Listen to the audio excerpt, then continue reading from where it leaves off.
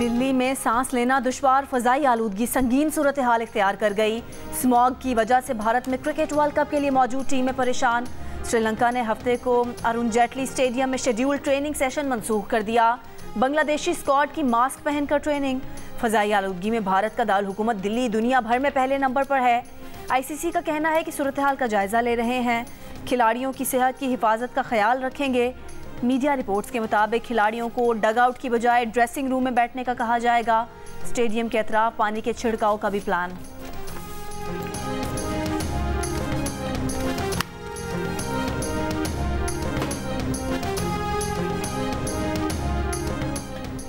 Smog emergency और धुआं छोड़ने वाली फैक्ट्रियों, गाड़ियों और ईंटों के भट्टों के खिलाफ कार्रवाई के अहकामात। लाहौर में स्मॉग में खातिर ख्वाह कमी ना ला सके।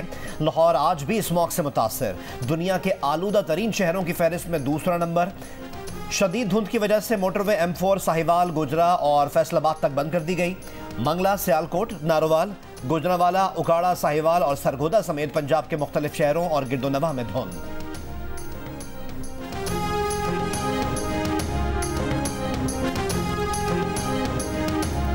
कोयटा में कॉन्गो वायरस में मुब्तला एक डॉक्टर इंतकाल कर गए। तर्जुमान महकमा सेहत के मुताबिक डॉक्टर शुक्रुल्लाह को गुज़िश्ता रोज़ कराची के निजी अस्पताल मुंतकिल किया गया था। डॉक्टर शुक्रुल्लाह 3 रोज़ कबल कॉन्गो वायरस से मुतासिर हुए थे। कोयटा के सिविल अस्पताल के 5 डॉक्टर समेत अमले के 8 अफराद कॉन्गो वायरस का शिकार हो गए। 8 में 7 अफराद को तशवीशनाक हालत में एयर एम्बुलेंस के जरिए कराची के निजी अस्पताल मुंतकिल कर दिया गया। कोयटा के सिविल अस्पताल, शेख जैद अस्पताल और फातिमा जिन्ना अस्पताल में आइसोलेशन वार्ड कायम।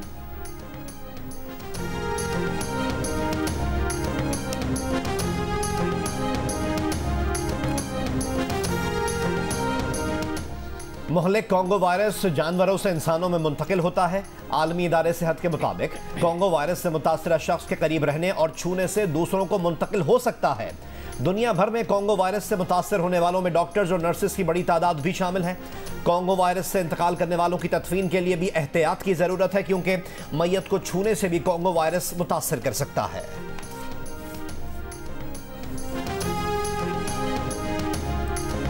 फखर ने रंग जमा दिया, खेलने का ढंग बता दिया, पाकिस्तान का मान बढ़ा दिया। अहम मैच में कीवी बॉलर्स की बेमिसाल धुनाई। 402 रन का हदफ हासिल करने के लिए धुआंधार इनिंग्स, गेंद को आसमान का तारा बना दिया। 81 गेंदों पर 11 छक्कों और 8 चौकों की मदद से 126 रन बना डाले। रन्स की बारिश के बाद आसमान से भी बारिश हुई। खेल रुक गया, मगर फखर जमान की धुआंधार इनिंग्स के सबब पाकिस्तान डकवर्थ लुइस मेथड के तहत 21 रन से जीत गया। फखर जमान ने कप्तान बाबर के साथ 194 रन की पार्टनरशिप बनाई। कप्तान बाबर ने 63 गेंदों पर 66 रन बनाए, 6 चौके और 2 छक्के लगाए। जब मैच खत्म किया गया तो पाकिस्तान ने 25.3 ओवर्स में 1 विकेट पर 200 रन बना रखे थे। धुआंधार सेंचुरी इनिंग्स खेलने पर Fakhar Zaman player of the match करार पाए। इस इनिंग्स में 11 छक्के लगाकर फखर ने शाहिद खान अफरीदी का एक इनिंग्स में सबसे ज्यादा छक्के लगाने का रिकॉर्ड भी बराबर कर दिया। Chairman PCB management committee Zaka Ashraf का फखर जमान को फोन। फखर जमान के लिए 10 लाख रुपए इनाम का ऐलान। कहा, कौम को आप पर फख्र है। फखर के अहले खाना भी इनकी परफॉर्मेंस पर खुशी से निहाल। फखर जमान के बेटे ने कहा कि पापा आप बहुत अच्छा खेले, पाकिस्तान जिंदाबाद। पाकिस्तान के कप्तान बाबर आजम कहते हैं कि न्यूजीलैंड के खिलाफ फखर जमान जिस तरह बैटिंग कर रहे थे, 450 रन का हदफ भी होता तो हासिल कर लेते। फखर को कहा था कि ज़बरदस्ती छक्का नहीं मारना, लेकिन ये रुका नहीं। ओपनिंग बैटर फखर जमान बोले कि अब्दुल्ला शफीक के आउट होने के बाद थोड़ा मोहतात हुआ। कल गेंद स्विंग नहीं हो रही थी, इसलिए शॉट्स खेलने में आसानी हुई। फखर जमान ने कीवीज़ के खिलाफ अपनी इनिंग्स को करियर की बेहतरीन इनिंग्स में से एक करार दिया। कीवीज के खिलाफ शानदार जीत के साथ ही पाकिस्तान के सेमीफाइनल की उम्मीदें भी रोशन हो गईं। पाकिस्तान को अपना आखिरी मैच लाजमी जीतना है, लेकिन इससे पहले न्यूजीलैंड और श्रीलंका का मैच है। 9 नवंबर को श्रीलंका जीते या फिर बारिश के बायस मैच खत्म हो जाए और दोनों टीमों को एक पॉइंट भी मिल जाए, तब भी पाकिस्तान को फायदा होगा। इसके बाद पाकिस्तान 11 नवंबर को आखिरी मैच में इंग्लैंड को शिकस्त देकर सेमीफाइनल में पहुंच सकता है, लेकिन अगर न्यूजीलैंड ने श्रीलंका को हरा दिया तो फिर पाकिस्तान को सेमीफाइनल में पहुंचने के लिए इंग्लैंड के खिलाफ जीत के साथ मखसूस रन रेट भी हासिल करना होगा, जिसका फैसला न्यूजीलैंड की जीत के मार्जिन से तय होगा। भारत और जनूबी अफ्रीका की टीमें सेमीफाइनल में पहुंच चुकी हैं। पाकिस्तान पॉइंट्स टेबल पर 5वें नंबर पर है। छठे नंबर पर मौजूद अफगानिस्तान भी अब तक सेमीफाइनल की रेस में शामिल है।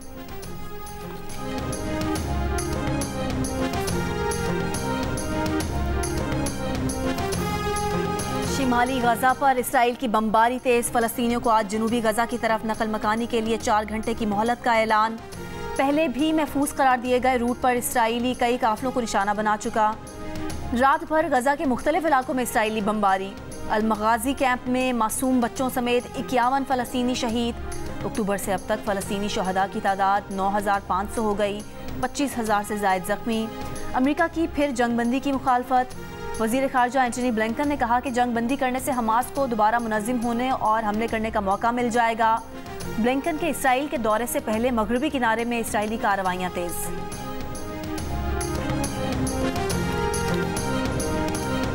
गजा में दरअंदाजी करने वाली इसराइली फोर्सेस को शदीद मुज़ाहिमत का सामना। हमास ने इसराइली फौज से लड़ाई और रॉकेटों से टैंक तबाह करने की वीडियो जारी कर दी।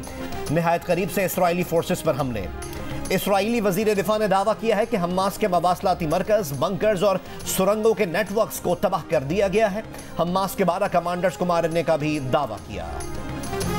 वाशिंगटन में फ़लस्तीन के हक में अब तक का सबसे बड़ा मुजाहिरा। व्हाइट हाउस के बाहर मुजाहिरीन के बाइडन तुम छुप नहीं सकते के नारे। एक शख्स ने बेंजामिन फ्रैंकलिन के मुजस्मे को भी फ़लस्तीनी मफलर पहना दिया। इसराइली हमलों के खिलाफ न्यूयॉर्क में भी सैकड़ों अफराद का एहतजाज। फ़लस्तीन को आज़ाद करो और इसराइल दहशतगर्द रियासत के नारे। इसराइल में हज़ारों अफराद अपने ही वज़ीर आज़म बेंजामिन नेतन्याहू के खिलाफ सरापा एहतजाज। मकबूजा बैतुल मक़दस में मुजाहिरीन रुकावटें तोड़ते हुए नेतन्याहू की रिहाइशगाह पहुँच गए। वज़ीर आज़म से मुस्ताफ़ी होने का मुतालबा। बरतानिया में सैकड़ों अफराद का लंदन के पिकैडली सर्कस पर धरना। गजा में फौरी जंग बंदी का मुतालबा। Paris, Berlin, Norway, Australia, Thailand, जनूबी कोरिया, ईरान, कतर और इराक में भी मुजाहिरे। मजलूम फ़लस्तीनी अवाम के हक में अर्जेंटीना, चिली और वेनेजुएला में भी एहतजाज। अमेरिका की एक बार फिर गजा पर इसराइली जहरियत की हिमायत, जंगबंदी की मुखालफत। ओमान में अरब वज़राए ख़ारजा के हमरा प्रेस कॉन्फ्रेंस में एंटनी ब्लिंकन ने कहा कि इसराइल को शहरियों की हिफाजत के तमाम इक़दाम करने चाहिए। हमास को फ़लस्तीनियों के हाल और मुस्तक़बिल से कोई दिलचस्पी नहीं। गजा में अभी जंगबंदी करने से हमास को दोबारा मुनज़्ज़िम होने और हमले करने का मौका मिल जाएगा। शहरियों के तहफ़्फ़ुज़, इमदाद और गैर मुल्कियों के इनखला के लिए इंसानी वक्फ़ा कारामद हो सकता है। उर्दूनी वज़ीर ख़ारजा एमन सफ़दी ने कहा कि गजा में वहशियाना कार्रवाइयों को दिफा करार नहीं दिया जा सकता। मिस्री वज़ीर ख़ारजा ने कहा कि गजा में गैर मशरूत फौरी जंगबंदी नागुज़ीर है।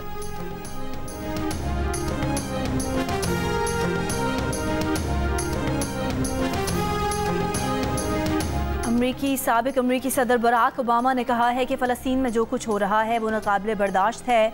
किसी न किसी हद तक हम सब इसमें शरीक हैं। अमरीकी सेनेटर और साबिक़ सदारती उम्मीदवार बर्नी सैंडर्स ने कहा कि गजा की तबाही जदीद दौर के सबसे ज़्यादा हौलनाक लम्हात में से एक है। पनाह गुज़ीनों के कैंपों, एम्बुलेंसेस पर अंधाधुंध बमबारी से हज़ारों मर्द, औरतों और बच्चों का कत्लेआम किया गया। ये बैनुल-अक़वामी क़वानीन की संगीन खिलाफवर्जी है जो किसी सूरत काबिल कबूल नहीं। बोले फ़लस्तीनी बच्चे भी उतने अहम हैं जितने के इसराइली और अमरीकी बच्चे। गैर कानूनी तौर पर पाकिस्तान में मुकीम गैर मुल्कियों की इनके वतन वापसी का सिलसिला जारी। 4 नवंबर को मजीद 7,135 गैर कानूनी मुकीम अफगान बाशिंदे अपने मुल्क वापस चले गए। अब तक 1,82,154 गैर कानूनी अफगान बाशिंदों की अफगानिस्तान वापसी हो चुकी है। रहते थे ना पाकिस्तान में, हमारे दोस्त थे, खेलते थे, हमसाए थे अच्छे। वो रो के ना बुरा हाल बनाया, कहते ना जाओ ना जाओ।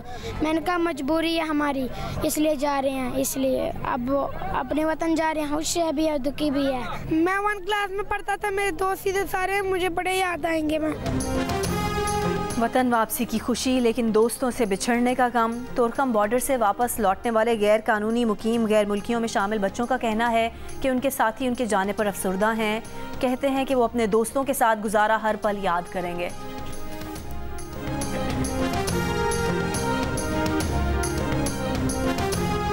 कराची जिला वस्ती बफर जोन का रिहायशी निगलेरिया से इंतकाल कर गया। महकमा सेहत सिंध के मुताबिक 45 साल के मरीज को 1 नवंबर को निजी अस्पताल में दाखिल करवाया गया था। निगलेरिया से जिला वस्ती में यह तीसरी मौत रिपोर्ट हुई है। रवा साल निगलेरिया से अमवात की तादाद 11 हो गई।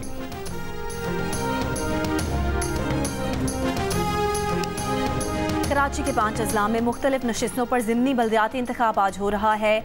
वोटिंग के लिए बनाए गए 121 पोलिंग स्टेशन में से 42 को इंतहाई हसास और 79 को हसास करार दिया गया है।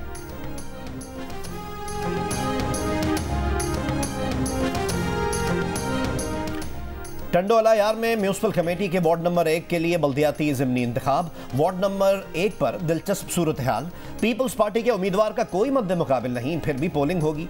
डिस्ट्रिक्ट इलेक्शन कमीशन का कहना है कि आज़ाद उम्मीदवार ने इंतखाब से 24 घंटे कबल दस्तबरदारी का ऐलान किया। उम्मीदवार को 72 घंटे कबल दस्तबरदारी से आगाह करना होता है।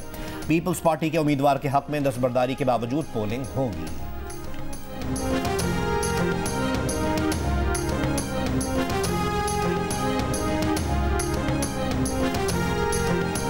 सुप्रीम कोर्ट से 2 मरतबा आइन शिकनी के मुर्तकिब करार दिए जाने के बाद सदर आरिफ अलवी को इखलाकी जुर्रत का मुजाहरा करते हुए मुस्ताफ़ी हो जाना चाहिए। नून लीग के इसहाक डार का मुतालबा। तफसीली इंटरव्यू देखें आज रात 10:05 पर प्रोग्राम जिरगा में सलीम साफ़ी के साथ, सिर्फ जियो न्यूज़ पर।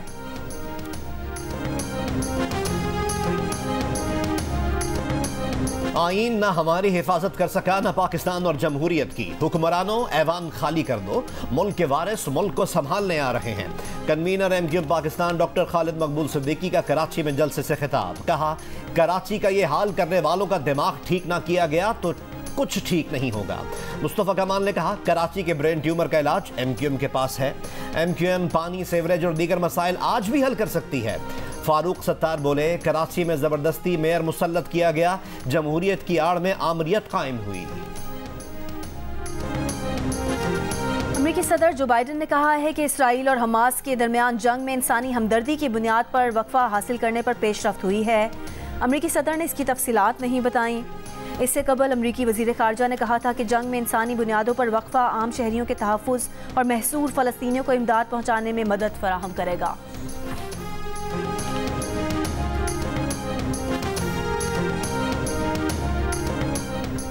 उर्दन और बहरीन के बाद तुर्की ने भी इसराइल से अपना सफ़ीर वापस बुला लिया। तुर्क सदर रजब तय्यिब एर्दोगान ने कहा कि तुर्की का इसराइल से सिफारती ताल्लुकात तोड़ने का इरादा नहीं, लेकिन इसराइली वज़ीर आज़म नेतन्याहू नाकाबिले भरोसा हैं, इनसे कोई बात नहीं होगी।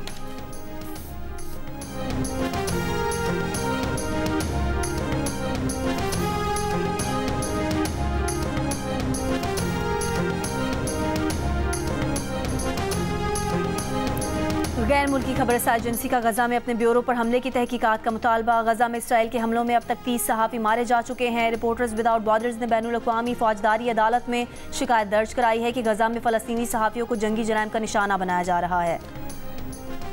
जर्मनी के हैम्बर्ग एयरपोर्ट पर इमरजेंसी सूरत हाल, परवाजें रोक दी गईं। जर्मन पुलिस के मुताबिक मुसल्लह शख्स ममनुआ सिक्योरिटी एरिया में गाड़ी समेत घुस गया। मुसल्लह शख्स की गाड़ी में 2 बच्चे भी मौजूद हैं। मुसल्लह शख्स ने कुछ गोलियां भी फायर की, तहम कोई जानी नुकसान नहीं हुआ। बच्चों की वालदा ने पुलिस को मुमकिन अगवा के हवाले से आगाह किया था। पुलिस से मुज़ाकरात, माहिर नफ्सियात भी मौजूद हैं। ज़का अशरफ की सरबराही में कायम मैनेजमेंट कमेटी की मुद्दत में 3 माह की तौसीन, नोटिफिकेशन जारी। विफाकी काबीना ने बजरिया सर्कुलेशन समरी मैनेजमेंट कमेटी की मुद्दत बढ़ाने की मंजूरी दी। नोटिफिकेशन में कहा गया है कि मैनेजमेंट कमेटी बोर्ड के रोज़मर्रा उमूर निपटाएगी, पॉलिसी फैसले नहीं कर सकेगी। PCB management committee board of governors और चेयरमैन का इलेक्शन कराएगी।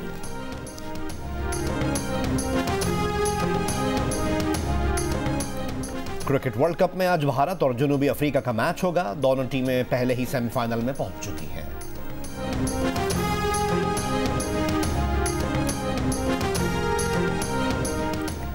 ग्राउंड छोटा था, इसलिए पाकिस्तान के खिलाफ इतने रन बने।